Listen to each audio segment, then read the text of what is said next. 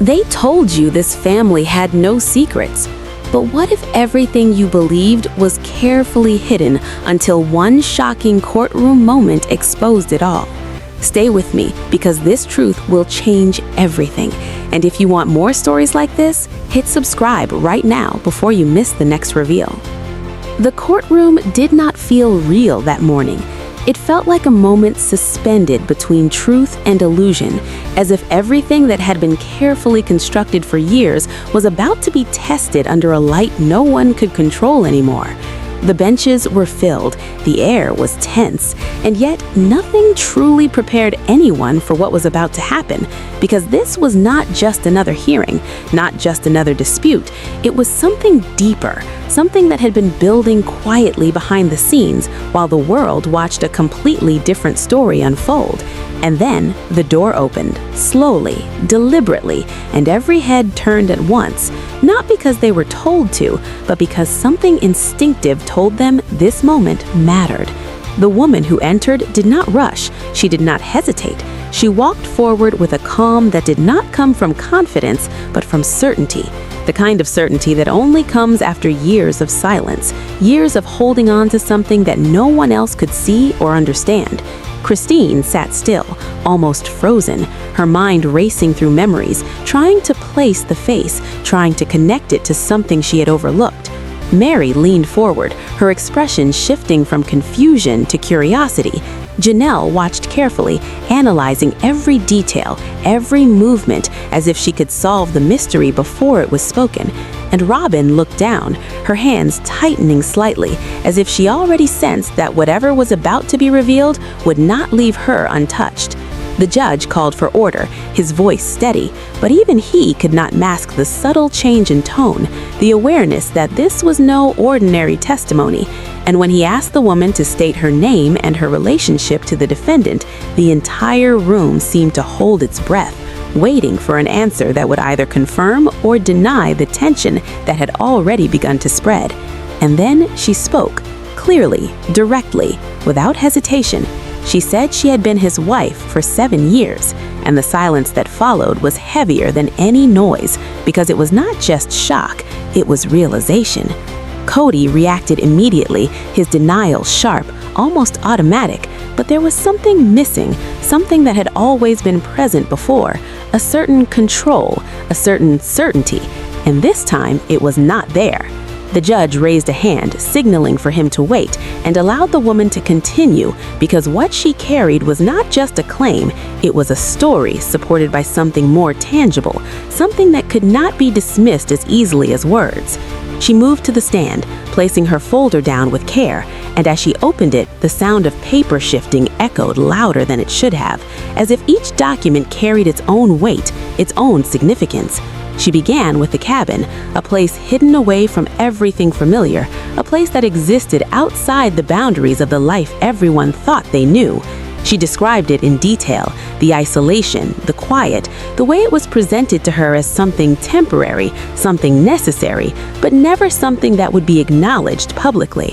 And as she spoke, Christine felt a flicker of recognition, not of the place itself, but of the pattern, the way explanations had always felt incomplete, the way certain details never quite aligned. Janelle nodded slightly, as if pieces were beginning to connect in her mind. Mary sat back, her expression shifting again, this time towards something heavier, something closer to understanding, and Robin remained still, her silence louder than any words she could have spoken. The judge asked for evidence, and the woman provided it without hesitation. Photographs, bank statements, letters, all organized, all dated, all connected in a way that left little room for doubt. The first document showed a transfer, a significant amount routed through an account that had never been discussed openly, an account linked to a name that now echoed through the courtroom, Dalton Trust. The second document followed the same pattern, another transfer, another connection, another piece of a puzzle that was growing clearer with each page. And as the documents were reviewed, the room began to shift from disbelief to something else, something more grounded, something rooted in fact rather than assumption. Cody attempted to interrupt again, his voice rising slightly, but the judge stopped him, reminding him that there would be time for his response later, because right now the focus was on what was being presented, and what was being presented was not speculation. It was a trail, a series of decisions recorded in numbers and dates that aligned too closely to be ignored. The woman continued, explaining how she had been instructed to remain silent, how she had been told that her role was necessary but not permanent, how she had been assured that everything would eventually make sense, and yet it never did, because instead of clarity, there was distance. Instead of acknowledgement, there was erasure. She described the moment she realized something had changed. When accounts were closed without warning, when access was removed, when communication slowed and then stopped entirely. And as she spoke, the emotional weight of those moments was clear, but it was controlled, it was measured, because this was not about emotion alone. This was about what could be proven and what could be shown and what could be verified. Christine shifted slightly, her mind returning to moments she had questioned in the past, financial gaps, decisions that had not been fully explained, times when something felt off but could not be defined. Janelle leaned forward now, fully engaged, recognizing the significance of the pattern that was emerging. Mary looked down briefly, then back up, as if reconciling what she had believed with what she was now hearing. And Robin finally lifted her gaze, her expression unreadable but undeniably affected.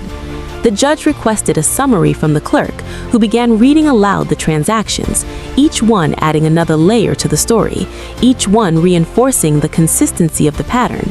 Funds moving from shared accounts into separate entities, then redirected again, creating a path that was not immediately obvious, but became clear when viewed as a whole. And as the summary continued, the courtroom grew quieter, not because there was nothing to say, but because there was too much to process, too much to understand all at once. The woman then presented a letter, a document that carried both personal and financial implications, a letter that described her as a partner, a companion, someone whose presence was acknowledged privately, even if it was denied publicly.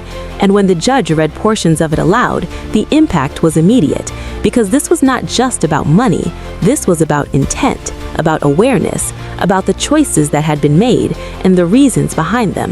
Cody remained seated, his earlier attempts to interrupt replaced by silence, his expression difficult to read, but no longer as controlled as before. And as the testimony continued, the focus shifted from individual moments to the broader timeline. The years between 2016 and 2022, mapped out through transactions, communications, and documented events, each piece aligning with the others, creating a narrative that was consistent, detailed, and difficult to refute. The judge paused, reviewing the information before addressing the room, explaining that the court would consider all evidence carefully, that the purpose was not to judge personal choices, but to evaluate actions within the framework of the law, particularly when those actions involved shared resources and potential misrepresentation. And as he spoke, the significance of the situation became even clearer. This was no longer about speculation or perception. It was about accountability, about what could be demonstrated and what consequences might follow. And as the session moved toward a temporary pause, there was a sense that something fundamental had shifted, that the story everyone thought they understood was incomplete, and that the missing pieces were now being brought into the light, not dramatically, not suddenly, but methodically, step by step, supported by evidence, and guided by a process designed to uncover the truth in a way that could not be easily dismissed. When the court reconvened, the atmosphere had changed completely. What began as tension had transformed into a quiet, heavy anticipation, because everyone in that room now understood that they were no longer listening to a single unexpected claim. They were witnessing the unraveling of a system built over years, piece by piece, hidden beneath explanations that once seemed reasonable, but now felt incomplete. And the judge wasted no time calling the session back to order, his tone measured but firm, as he directed attention toward the next phase of testimony, which would focus not only on individual statements, but on the financial structure that connected them all. The forensic analyst stepped forward carrying a detailed report, and as the first page was displayed, it became clear that this was no longer about isolated transactions. It was about patterns that repeated with precision over time. The analyst explained how funds had moved through multiple accounts, each step appearing ordinary when viewed alone, but forming a deliberate path when traced together, beginning with shared resources, then shifting into private entities, and eventually reappearing in forms that benefited specific outcomes while remaining disconnected from their origin, at least on the surface. Christine listened intently, her earlier confusion replaced with clarity as each point aligned with something she had documented, but never fully understood. Janelle nodded slowly, recognizing the consistency in the data. Mary remained quiet, absorbing the information while Robin sat still, her expression tense as the connections began to touch closer to her own financial involvement.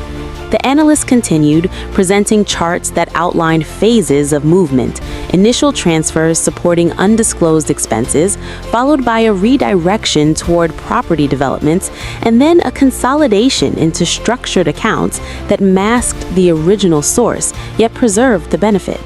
And as each phase was explained, the timeline matched key moments that had once been attributed to unrelated circumstances: financial strain, unexpected delays, adjustments in planning, all of which now appeared interconnected rather than coincidental.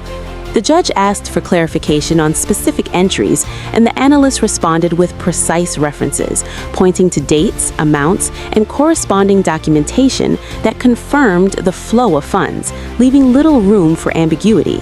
And as this exchange unfolded, the courtroom remained silent, not because there was nothing to say, but because the evidence spoke with a clarity that words could not easily challenge. Cody finally attempted to respond, his voice steadier than before, but still lacking the certainty he once projected, explaining that the decisions had been made for the stability of the family, that adjustments were necessary, and that not every detail could be shared at all times. But the judge interrupted, reminding him that the issue at hand was not the intent he claimed, but the transparency required when dealing with shared resources and the accuracy of representations made to those involved. And with that, the focus returned to the documentation. Christine was called forward again, presenting additional records from her binder, detailing transactions labeled as joint expenses that now corresponded directly with the hitting arrangement. She explained how, at the time, she had trusted the explanations given, believing they were part of a collective plan, but now understood they had been misattributed.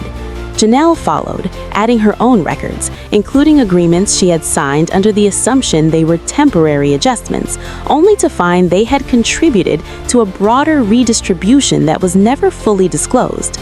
Mary spoke next, her voice calm but firm, describing how her understanding of the financial structure had been based on trust and shared purpose, a trust that now appeared to have been incomplete.